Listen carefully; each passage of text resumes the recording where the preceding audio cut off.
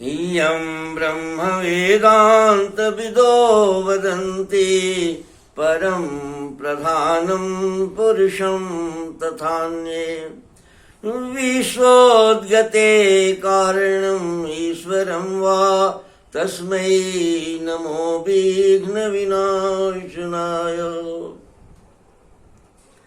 हे गणपति देवता, आप विश्व के विवेक हैं, मनुष्य के रूप में भी आप वर्तमान हैं। आप धरती पर जब मनुष्य आया, लाखों करोड़ों वर्षों तक आपने जंगली जीवन बिताया। जब सभ्य होने की स्थिति आई जंगली जीवन में ही, तो आपने सभ्यता की शुरुआत की, प्रकृति के साथ जुड़ाव का अनुभव कराया मनुष्य को, और मनुष्य सभ्य भी हुआ। मनुष्य सभ्य के होने के बाद सभ्य जीवन में हमें क्या करना चाहिए, चूंकि आरोपित सभ्यता है, तो आरोपित सभ्यता में हम कहीं प्रकृति के साथ एकत्व का संबंध भूल न जाएं, इसके लिए मनुष्य ने वेद की रचना की, आयुर्वेद की रचना की, और आपने रचना कराया और मनुष्य को स्वस्थ बनाया, बहुत विशाल शक्तिशाली बनाया, शारीरिक को किया, उसको समझने का मौका भी दिया कैसे काम आने हमारी क्या बनावट है। पिछली कड़ी मैं श्याम बिहारी तिवारी आयुर्वेद वेद का उपासक हूँ। मैं कोशिश करता हूँ कि हम आयुर्वेद के द्वारा जो दिए गए निर्देश है उसके पालन के पर हम लोग जागरूक हों, हम लोग उस पर ध्यान दें। आज का मनुष्य जब तक उस अनुभूत ज्ञान को अपनी जो ज्ञान है, वर्तमान ज्ञान है, उसके साथ सामंजस्य के साथ मिलाकर नहीं चलेगा, तब तक स्वस्थ रहना संभव नहीं है। सारी जादुई दवाइयाँ, जादुई खाना अगर हमारा है, लेकिन पूरा विश्व मन से और तन से दोनों तरह से बिल्कुल शून्य की स्थिति में चला जा रहा है, कहीं कुछ विशिष्टता की ओर नहीं जा रहा है। विज्ञान की जो बात अगर आप कहते हैं कि हम बहुत वैज्ञानिक हो गए हैं, तो प्रकृति की जो शक्तियां हैं उसको वह पहचानता है, लेकिन एक मशीनीकरण करके ही उसको पहचान पा रहा है, अपनी क्षमता उसमें नहीं है। लेकिन पहले मनुष्य में ही वो सारी क्षमताएं रहती थी, बिना मशीन का ही मनुष्य आदेश देकर प्रकृति के साथ सारे कार्य संपन्न कर लेता था। स्वास्थ्य की रक्षा और रोगी मनुष्यों को रोग मुक्त करने की धारा में हम लोग इस कार्यक्रम को करते हैं। पिछले कड़ी में मैंने सत्व, रज और तम को मन की अवस्था, ये 3 अवस्थाओं पर चर्चा किया था। सतोगुण, रजोगुण और तमोगुणी मन में सतोगुण तो ईश्वरीय शक्ति के साथ जुड़ा हुआ रहता है और प्रकृति के साथ उसका संबंध बना रहता है।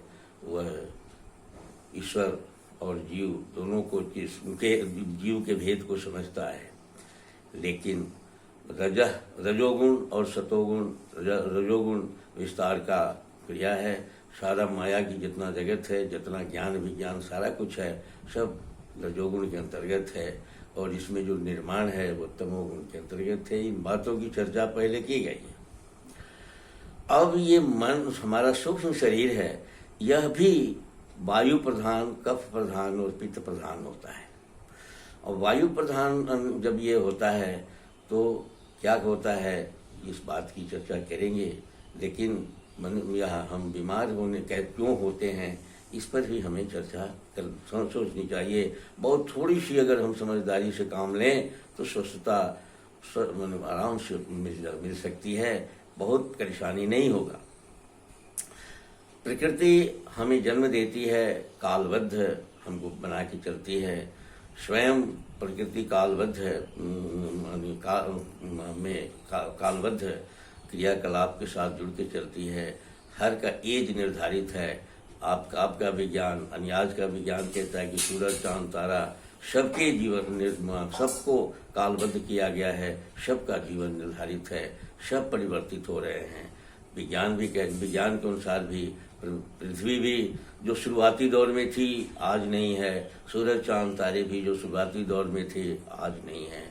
पेड़ पौधों के रूप में प्रकृति बनी है, वो पेड़ पौधे भी एक कालक्रम से जीवन मरण के व्यवस्था में हैं, जीव भी उसमें जीवन मरण की व्यवस्था में है। लेकिन अगर हम 3-4 बातों का ध्यान रखें कि हम प्रकृति के द्वारा पैदा किए गए हैं, कालबद्ध हैं, तो काल का अगर हम प्रकृति के साथ अगर काल का मेल मिलाकर चलें तो हमारे साथ अनुकूलता, प्रकृति की साम्यता हो जाएगी। कालबद्ध है, प्रकृति अनुसार सारी क्रियाएं पर हमारी प्रकृति के द्वारा अनुशासित है, टाइम कालबद्ध है। गर्भ में जाने के बाद गर्भ से निकलने तक, जन्म से मरने तक की सारी क्रियाएं प्रकृति स्वयं करती है, कालबद्ध है वो। अगर उस काल के साथ मेल मिलाकर हम चलें, टाइम के काल के साथ मेल मिला के चलें, काल के अनुकूल, अपने अवस्था के अनुकूल अगर हम कर्म करते रहें तो मानवीय हम स्वस्थ हो जाएंगे। कालार्थ कर्म, काल कर्म, इंद्रियों के साथ अगर हमारा जुड़ाव जो है वो सृष्टि के विस्तार के लिए है, और भी हमारी जो बल इत्यादि या हमारी जो भीतर की जो जीवन मरण, जन्म और मृत्यु का अनवरत हमारे भीतर जो चल रहा प्रवाह है उसके लिए है, उसको भी हम अगर नियंत्रित कर रखें तो काल कर्म और इंद्रियों को अगर नियंत्रित रखें और प्रकृति साम्य होकर प्रकृति के साथ संबंध बनाकर चलें और रजोगुण और सतोगुण को रजोगुण और तमोगुण को थोड़ा सतोगुण के साथ जोड़ के चलें तो हम स्वस्थ बिना दवाई का हो सकते हैं, हम बीमार ही नहीं पड़ेंगे। हमारे शास्त्रकारों ने ये भी बताया है।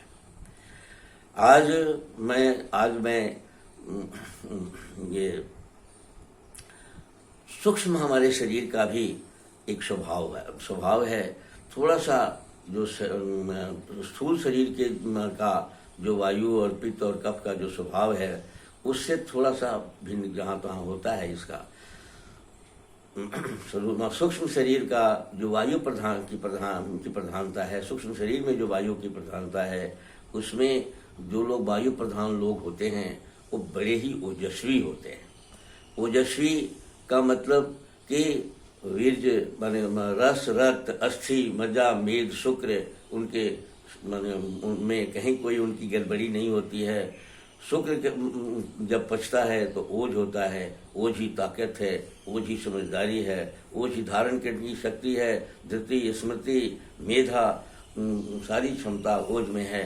प्रकृति के साथ जुड़ाव का क्षमता भी ओज में ही है, तो ये ओजस्वी होते हैं। साथ ही वायु प्रधान कर्म वाले जितने पैदा लेते हैं इस धरती पर वो कर्मठ भी होते हैं। किसी भी काम को अगर ठान लेंगे तो करेंगे, वचनबद्धता उनमें रहती है और क्रियाशील बने रहते हैं। वही दोष के में अगर वायु की प्रधानता जिसके साथ रहती है वो डरपोक और भयभीत रहता है। लेकिन माने सूक्ष्म शरीर अगर वायु प्रधान हो जाता है तो ये कर्मठ होता है और माने और वीरत्व को प्राप्त करने वाला होता है। यह अनुकूल होने की, प्रत्येक परिस्थिति को अपने अनुकूल कर लेना और प्रत्येक परिस्थिति से में अपने को अनुकूल कर देने की क्षमता रखता है। इसकी समझ होज भी बहुत तेज होता है और इसकी बुद्धि कौशल बहुत तेजस्वी होता है। ये चूंकि वही बनाने वाला ही वायु है, वायु का ही ये रूप है, तो यह तेजस्वी और होता है। और मानवीय प्रत्येक क्रियाकलाप में, ह्यूमैनिटी में, ईश्वरत्व में, भीतर के जो सेवा, त्याग, प्रेम, करुणा, स्वतंत्रता, निर्भयता के प्रयोग में, ये सारे में ये हमेशा दिलचस्पी रखता है। मानवीय कल्याण में ये जोड़ा रहता है। और ये रोग मुक्त होने भी रहता है। अधिक बहुत 99% यह रोगी नहीं होता, इसका मन भी नहीं रोगी होता, इसका तन भी रोगी नहीं होता है। उत्साही तो होता ही है, साथ ही यह प्रभावयुक्त होता है, पक्का प्रभावयुक्त होता है। जस कीर्ति मान मर्यादा, यहाँ तक लेकिन स्वरत्व की जितनी सब माने परिभाषा है, जितने गुण हैं ईश्वर की या देवताओं की, वो सब इसमें धारण करने के लिए वायु प्रधान की में है। और सारी परिस्थितियों को अपने अनुकूल करने की क्षमता रखता है, अपने यह भी अनुकूल होता है। यही लोग ज़्यादा संसार के बहुत बड़े विजेता, नेता, धनी, समृद्ध होते हैं। आज की परिस्थिति में तो ठगी में, धूर्तता में सब होते हैं, लेकिन ये कर्मठता में होते हैं।